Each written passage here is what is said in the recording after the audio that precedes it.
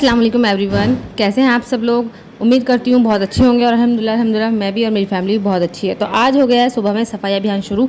तो अबू बकर को उनके खिलौनों के साथ लगाकर हम लग गए हैं सफाई में। और सबसे पहले आज हम करने वाले हैं वही अपना टास्क पूरा, जिसमें हम 25 से 30 मिनट अपनी सफाई करेंगे। उसके लिए आज मैं करने वाली हूँ अपनी अलमारी की छत साफ़ और पंखा साफ़ करने वाली हूँ, और सोफ़ा और बेड के नीचे से साइज़ जो अबू बकर ने खिलौने अंदर पहुंचा दिए हैं वो अंदर से निकालने वाली हूँ। सारे रुई के गुल्ले निकालने वाली हूँ, धूल साफ़ करने वाली हूँ, और गद्दे जो हैं वो भी मैं धूप में डालने वाली हूँ आज।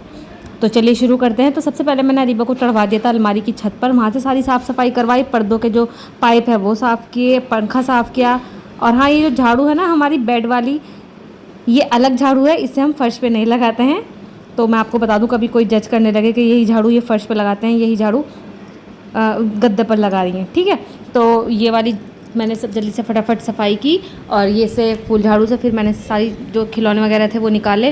वैसे ज़्यादा धूल नहीं थी क्योंकि अभी मैं करती रहती हूँ ना, तो इस वजह से ज़्यादा जमा नहीं हुआ था मलबा तो बस अब इतने देर में ये सब कुछ हो रहा था, तो तभी बाहर एकदम से बारिश होने लगती है। तो ये मौसम का समझ में नहीं आ रहा कि 10 मिनट के अंदर अंदर बारिश हो जाती है और 10 मिनट के अंदर अंदर तेज़ धूप हो जाती है। तो ऊपर धूप में गड्ढे डालने का जो हमारा प्लान था वो कैंसिल हो गया। तो मैंने सोचा चलो बाद में फिर कभी डाल दूँगी जब ज़्यादा तेज़ धूप होगी और कंटिन्यूटी रहेगी धूप में। तो फटाफट से मैंने गद्दे भी साइड में रखे और सोफ़ा को हिला हिलाकर सारी चीज़ें जो है मैंने साफ़ की अंदर से। और जो इतना कचरा वो बकर ने निकाला कर, सारी पुट्टी दीवारों की उखाड़ रखी थी वो भी साफ़ की। और मेरे इतने सारे पेन और इरेज़र और पेंसिल वगैरह निकले हैं इसमें से, क्योंकि अबू बकर कुछ भी छोड़ते नहीं है, उनके अंदर गंदी आदत लग गई है। कुछ भी चीज़ होती है सबसे पहले ये बेड के नीचे, सोफ़े के नीचे अंदर डाल देते हैं, फिर हम ढूंढते रहते हैं घर में कि कहाँ है। अब तो खैर पता चल गया है कि हाँ, सोफ़े के नीचे होगी या बेड के नीचे होगी।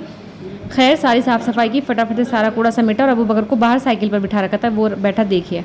बच्चे को काम करते हुए अपने पास ही रखना चाहिए, जिससे कि आपकी नज़रों के सामने हो, ज़्यादा परेशान भी नहीं करता है ऐसे, और देखता रहता है, एक्टिविटी में भी एंगेज हो जाता है। वो बकर तो बहुत एंगेज हो जाते हैं एक्टिविटी में। मैं झाड़ू लगाती हूँ तो डस्ट प्लेट ला कर देते हैं, मैं कपड़े तय करती हूँ तो एक एक कपड़ा मुझे उठा कर देते हैं, जब हम खाना लगाते हैं तो दस्तरखान बिछाते हैं। और देखिए यहाँ पर भी सारे कामों में हेल्प भी करते हैं बीच बीच में। देखिए इस तरह स्टाइल बना कर रखते हैं कि हमें खुद को भी हंसी आती रहती है और टाइम पास करता है। फिर अरीबा आ जाती है दोबारा से, तो वो कहती है लो मैं आपके सोफ़े के कवर बिछा दूँ। हालांकि उसने बेचारी ने उल्टे बिछा दिए थे, मगर कोई बात नहीं, बहुत अच्छे से उसने सब कुछ देखिए बहुत सलीके से किया था। लड़कियों में जो है वो सलीका पहले से ही आना चाहिए, शादी के बाद या शादी से कुछ दिन पहले लड़कियाँ तैयारी करने लगती हैं कि भाई अब शादी आने वाली है, हमारी शादी होने वाली है, तो हम अब तैयारी में लग जाए। मगर ऐसा नहीं है, सलीका जो है वो खून में होता है। माएँ बचपनों में ही सिखा देती हैं, अगर ना भी सिखाती हैं तो माँ को देख देख के बच्चियाँ खुद सीख लेती हैं।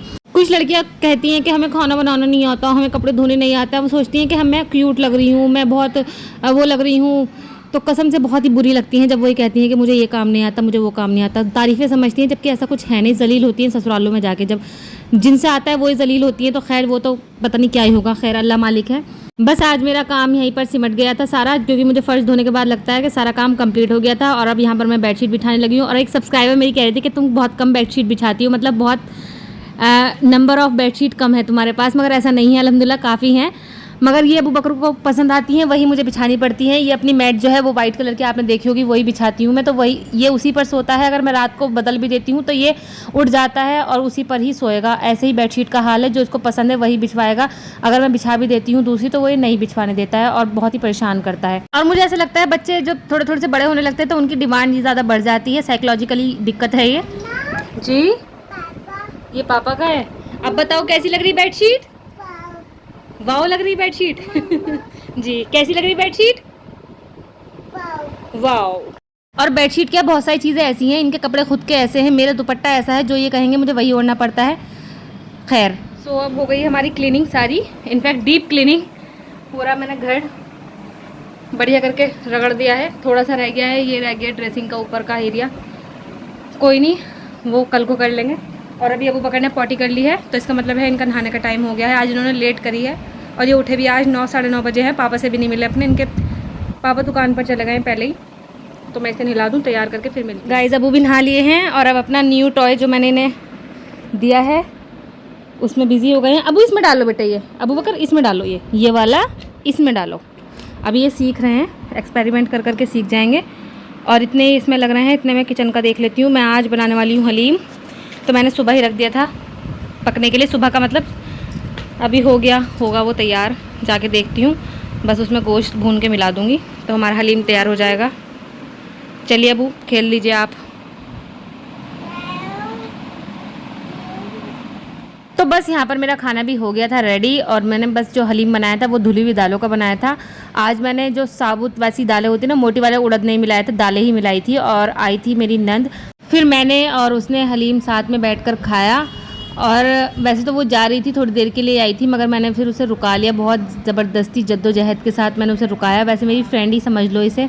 अब बहुत ज़्यादा बिजी हो गई हैं, जॉब में लग गई हैं, वर्क फ्रॉम होम कर रही हैं। किसी को करना हो तो इससे संपर्क कर लेना, अगर किसी को नंबर चाहिए होगा तो मुझसे मांग लेना, मैं दे दूँगी। तो बस यहाँ पर अब हम लोग अपना हलीम एंजॉय करने वाले हैं, और ये देखना इसका रिएक्शन जब ये खाकर बताएगी तो मेरा दिल खुश हो जाएगा, क्योंकि जब कोई खाना बनाओ और कोई तारीफ़ कर देना तो भाई वाह वाह वाह वाह वाह वाह हो जाती है। वैसे हाँ, बस थोड़ी सी मिर्च तेज़ हो गई थी, तेज़ भी नहीं कह सकते, हलीम तो चटपटा ही अच्छा लगता है। हमने तो बहुत ज़्यादा अच्छे से खा लिया था। हाँ, अकेले भी थोड़ा सा ही खाया था, बाद में बोले मिर्ची ज़्यादा हो रही है। फिर शाम में मेरी कज़न भी आई थी, मैंने उन्हें भी खिलाया, वो भी कही मिर्ची ज़्यादा हो रही है, मगर हमें तो बहुत मज़ा आ गया था खाने के बाद। आप लोग बताइएगा हलीम किसको पसंद है, किसको नहीं पसंद है। 100 में से 2-3 लोगों को नहीं पसंद होता है, उनमें से एक मेरी खुद की कज़न है शुमाइला को नहीं पसंद है हलीम। हमें तो बहुत ज़्यादा पसंद है, हम लोग तो सब खाते हैं आराम से। मेरी अम्मी के हाथ का तो और मेरी खाला के हाथ का तो फेमस हलीम है, बहुत ही मस्त, एकदम प्याज नींबू मसाला डाल के चटखारेदार। और अब हम मिलते हैं नेक्स्ट व्लॉग में, तब तक के लिए आप अपना ख्याल रखिएगा। अल्लाह हाफिज़, बाय। जल्दी से खाओ, जल्दी से बताइए कैसा बना।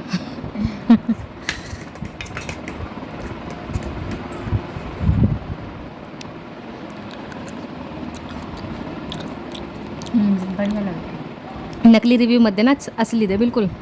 नकली कैसे मतलब? अच्छी, मतलब सच में अच्छा हो रहा। हाँ बढ़िया हो रहा है, मज़ा आ गया खाना। खा लिया आराम से, नमक कम लग रहा होगा, देखा हूँ। सही है।